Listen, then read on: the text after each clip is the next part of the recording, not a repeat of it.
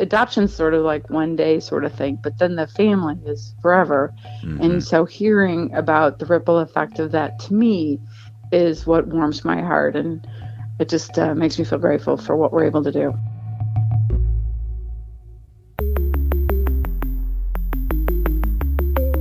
Who am I? Who am I? Who am I? Who am I? Who am I? Who am I? Who am I? This is Who Am I, Really? A podcast about adoptees that have located and connected with their biological family members. I'm Damon Davis, and today I'm bringing you something a little different. Normally, Who Am I Really shares stories of adoptees trying to connect with their birth families. But in talking to so many adoptees, it has become clear to me that there are a lot of people, processes, and policies integral to the adoption of a child, raising a child, and supporting that person's desire to search for their birth family. There are birth parents, foster parents, and adoptive parents. There are social workers, search angels, policymakers in court systems, and advocacy groups all contributing their piece to the adoption community. For National Adoption Month, I'm bringing you a few stories from across the adoption continuum. Don't worry, I still have reunion stories planned, but I wanted to share some other perspectives too. The first is that of a volunteer-driven nonprofit organization that raises funds to provide adoption assistance grants to complete the adoption of vulnerable children. The organization is called the Gift of Adoption Fund, and my guest today is Pam Devereaux, CEO of the Gift of Adoption. You may hear me refer to it as GOA. You can find them online at giftofadoption.org. Pam shares a little of her own story of being personally driven to help others, the mission of Gift of Adoption, and how she hopes many more of us will consider donating to charities that support adoption because ultimately, the welfare of all children is on all of us. I asked Pam a little bit about herself because I really wanted to know what kind of person becomes CEO of a charitable organization that helps fund adoptions. She's from Chicago, and she studied business at the University of Illinois. Pam told me she always felt the urge to help others and wanted to join the Peace Corps when she was younger. She graduated college, got a job in banking instead, then achieved her master's degree and wondered what the next move for her should be. At her next job in the insurance industry, she developed the skills and responsibilities for her business unit that would mold her for the next move into philanthropy.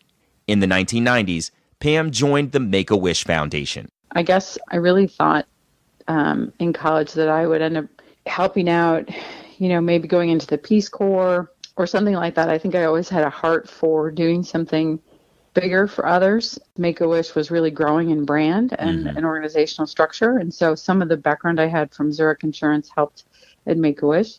And at Make-A-Wish, I was there almost about 8 years again.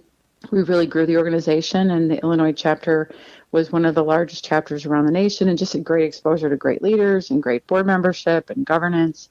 And again, sort of that idea of taking an idea that was growing and kind of putting a structure behind it. I followed a board chair to Ernst & Young, so I got a chance to move back into the for-profit sector, was part of Ernst & Young for a while. And at that time, I adopted my daughter. I was a single person at the time, and adopted my daughter from China. She was about 1 when she came home. And sort of the confluence of all of those things had me meeting the founder of Gift of Adoption, Gene Wyka. He and his wife, Lucy, co-founded Gift of Adoption. And really at that time, just the culmination of all things, kind of that idea from a business perspective of taking an idea and moving it into an operation, and kind of that startup thing is really attractive to me. Yeah. So when I met the founder, I joined the national board, and then shortly after that, a year or so in, they were looking for new leadership at Gift Adoption. And so I raised my hand. I sort of had my hand raised for me. Oh, really? So, so then I became part of the Gift of Adoption team. That's amazing. What did the founder say to you when you first met that sort of attracted you to the organization? You know what? What I love about Gene is he's a visionary. But he's also super, super practical. And so what I loved about Gift of Adoption was its clarity of purpose. I love one focus.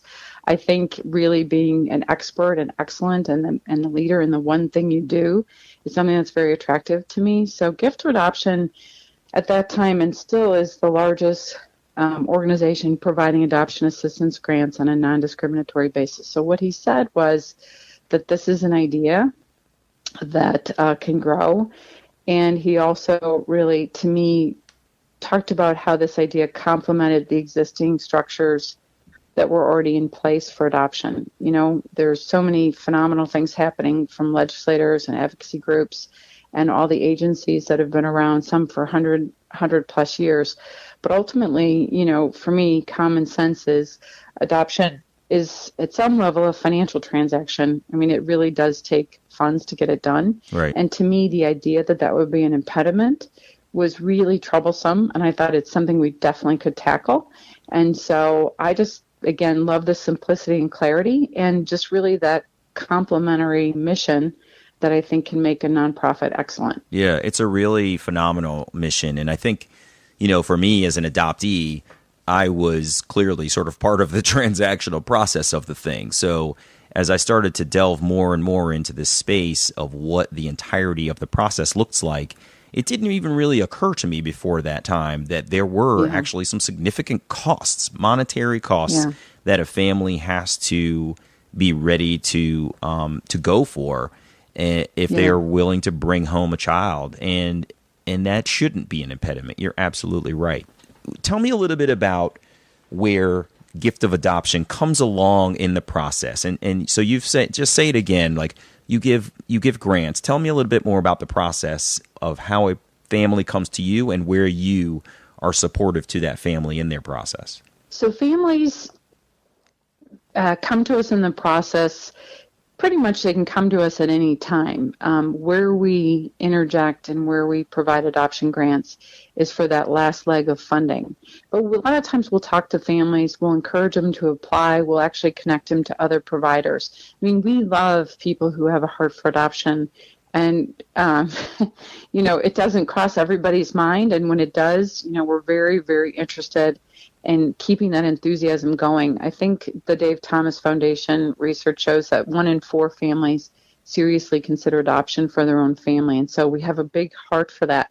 But then they go on to say that only 2% sort of start the process and one complete the process, and financial barriers are one of the key things that keep people from moving forward or completing an adoption. Wow. So in general, we love when people are interested in this, and we feel so grateful.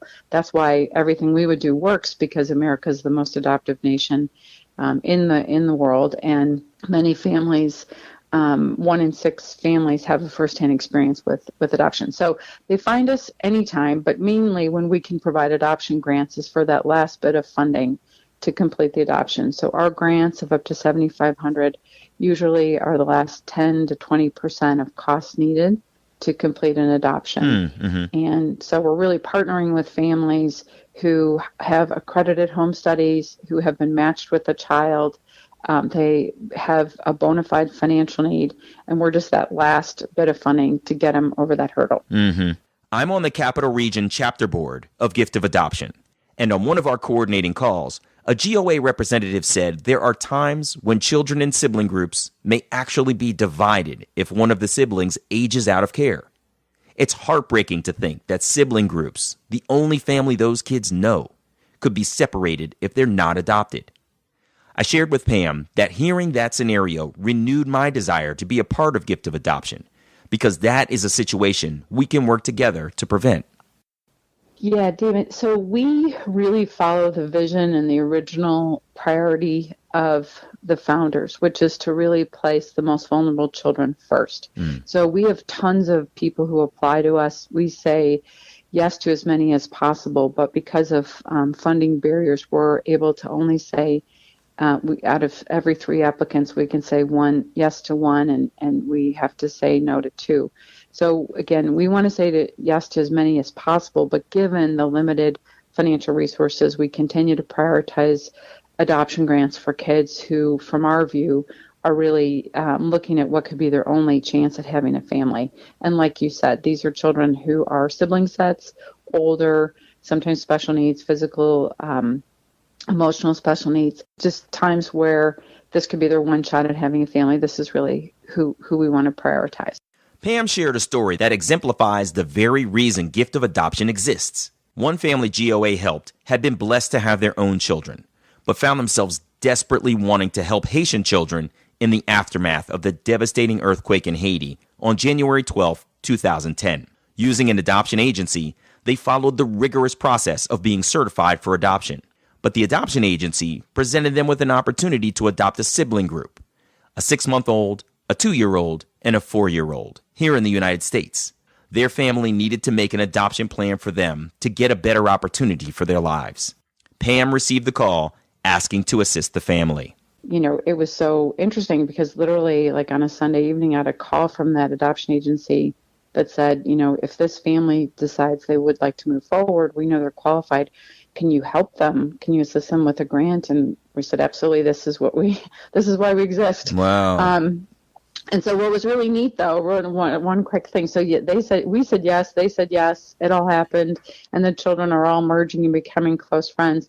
But what was really neat, the dad in the story, the adoptive dad, had said, you know what, it was this wonderful window of opportunity, he said, because we understood from our agency that if we weren't able to move forward soon, or somebody wasn't, these children would have been split up and not been able to stay together as siblings. And he said that his mom, this adoptive father's mom, had in fact been in foster care and had been split up from her siblings. So he said it was like this unique, wonderful way to sort of write that. Yeah. And, he said we went forward in faith, and he said we just duty calls. And so now they're just this happy, regular family. That's really amazing. That's really incredible.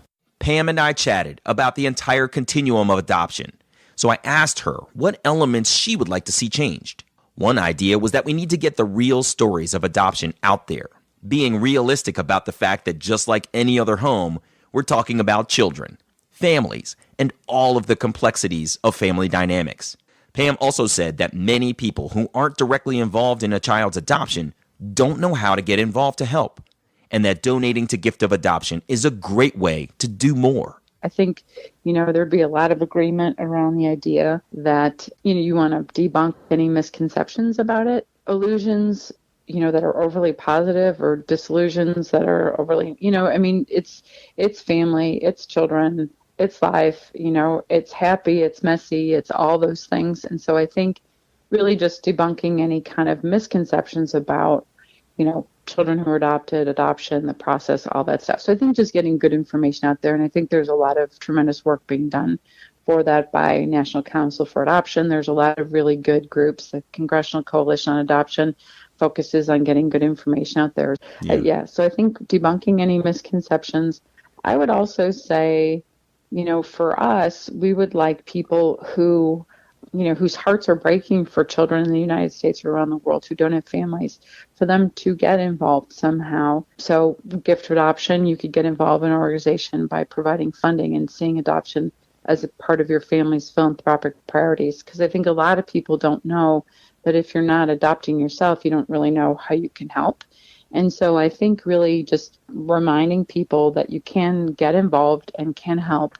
These parentless children are on all of our watch, and all of us can be a part of them getting into loving homes. That's really where children thrive, and everybody sort of would agree with that. So I would say, one of the things I would hope is that adoption can be seen as more of a philanthropic priority, both in terms of volunteerism as well as giving. I think the other thing is logistics. I think it's tough. I mean, adoption is a complicated transaction. But I do think some people would say the different way it's regulated can be tricky. And so I think some people would want to take a look at, are there other better systems or communication tools to talk about children in need and families who would want to help them? Are there some ways to improve systems or, the way boundaries are navigated to better serve kids? I love all of those things that you said, but I want to push on one thing here because it really sort of struck at a chord of everybody's philanthropic priorities.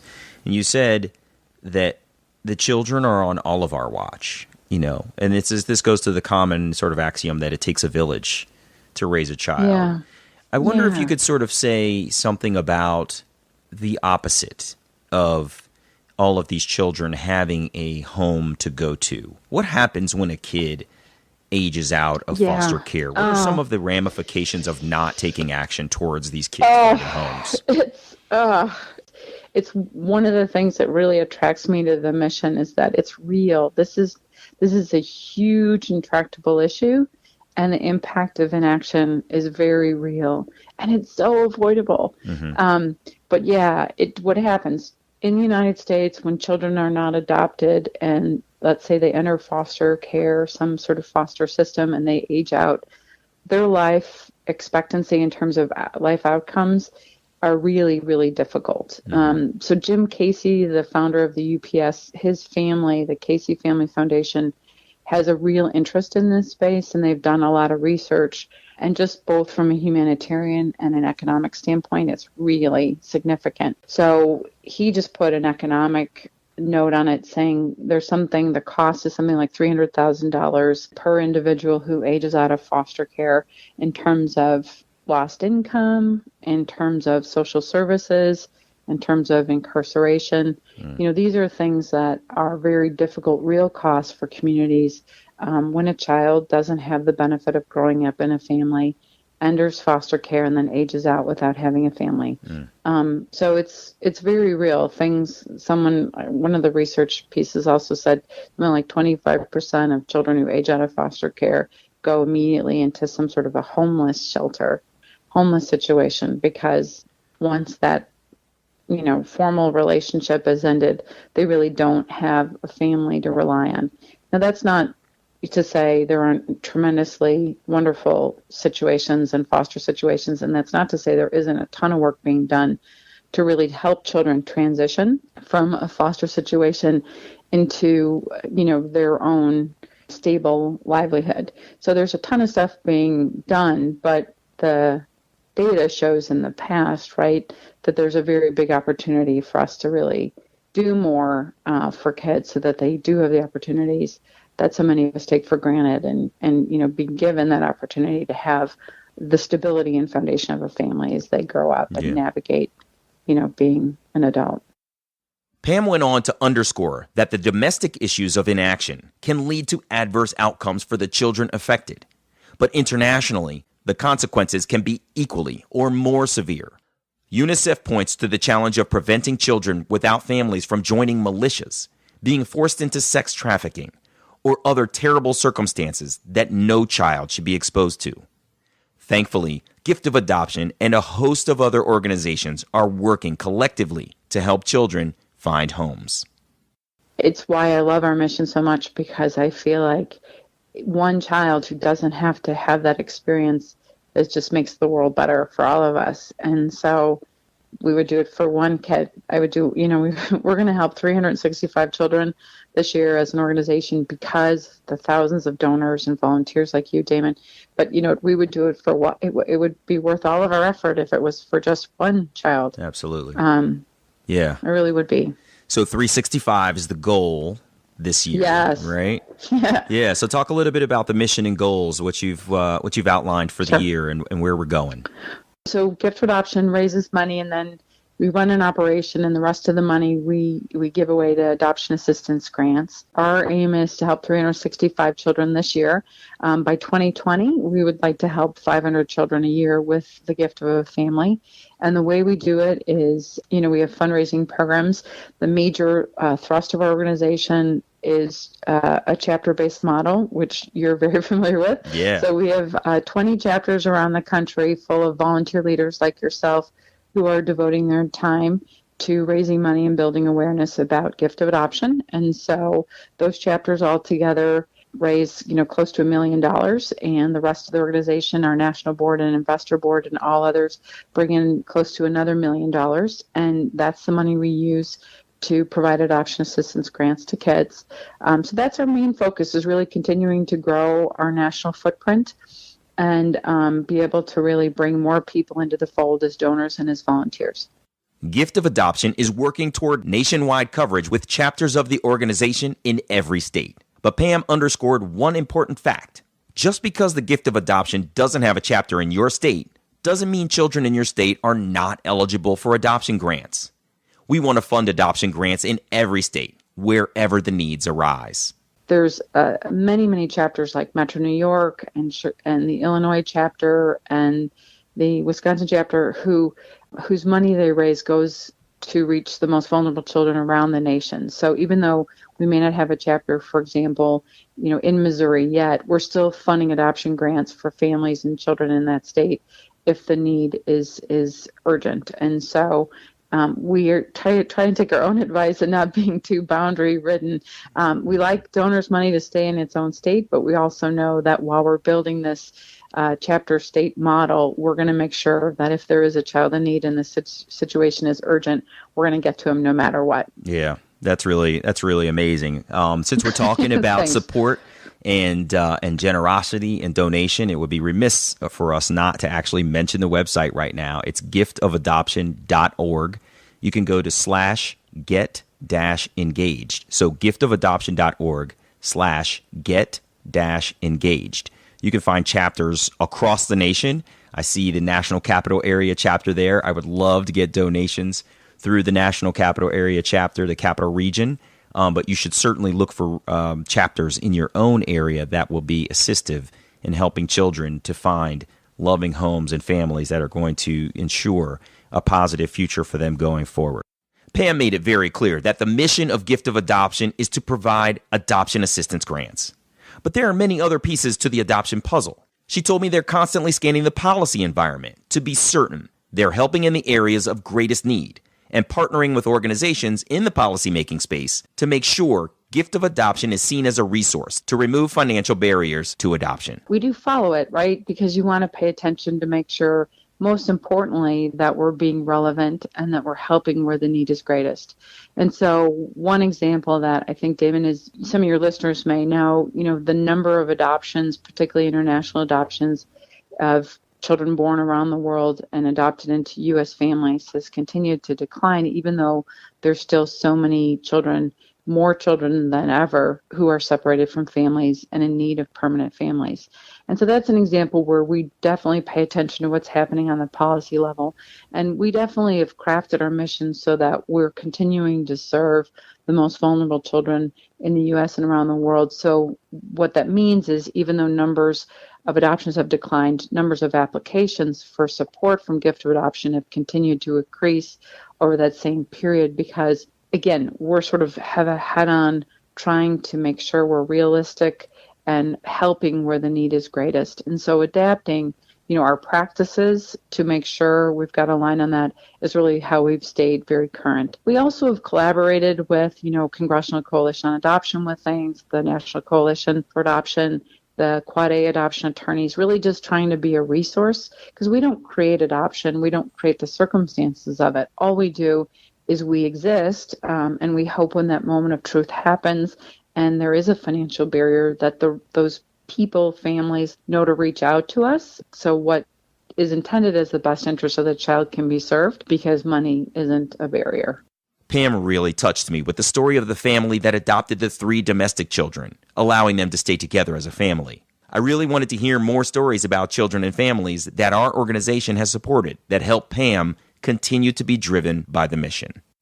Yeah. Oh, that's so nice that you asked. One of the stories early on when I first started really struck me was a couple who was in Wisconsin. The wife was serving on a mission trip in Ethiopia. And when she was there, she was building a library and saw these 2 girls who were sisters and really noticed, that while they were being fed and they were out of the elements, they were growing up really in what was a cinder block building and that had militia kind of on the outside protecting them. And, she felt so connected to those girls. She, I don't know if it was a long or a short call home to her husband in the States, but, just really said, what, I'm here for one purpose, but I see something different that is really nagging at me and calling to me. And so they ended up going through the process and were able to bring these 2 daughters, these 2 sisters home and really change the trajectory of their life and really mitigated what was some undoubtedly very difficult circumstances.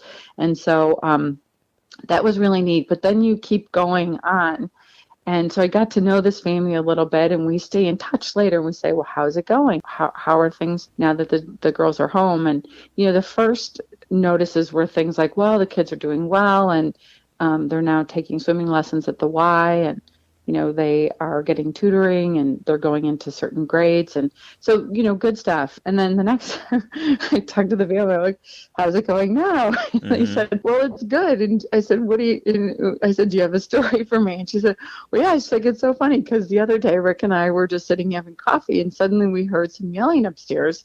And we were like, what's going on? And we realized, the girls were like fighting, siblings, right? Sibling argument in their native tongue. And she said it was so funny because she said that was the day we realized they were home. They were comfortable.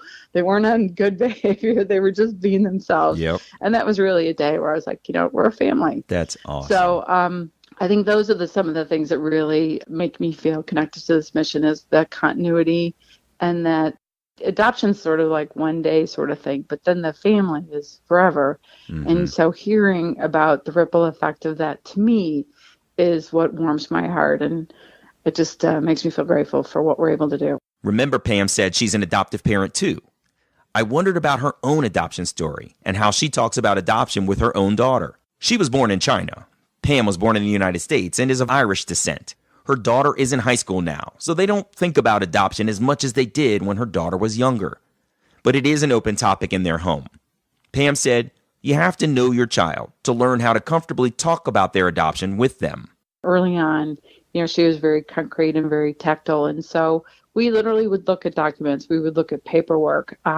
We have it all in a special, like, fireproof safety box, all of our original passport and medical things. Mm-hmm. And I will tell you, while it doesn't come up a lot, we live in the Midwest. So if there's ever, a tornado warning or whatever, I can promise you, Leah does grab that box and make sure it goes with us to safety. You know what I mean? Yeah, right. So it's these little unconscious things that it's there. This is her heritage. Right. These are her roots.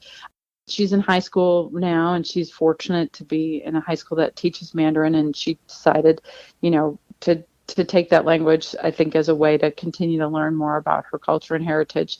I'll say we were laughing. So now I'm married, and my husband had 2 children, so there's 5 of us in our family. And for her 16th birthday, Leah wanted to get a ring that had a birthstone for my birth, her birth month, my husband's birth month, and her 2 brothers' birth month. And so I was, my husband, of course, like, that sounds like an expensive ring. But I was laughing, thinking, wow, we gotta step up, man.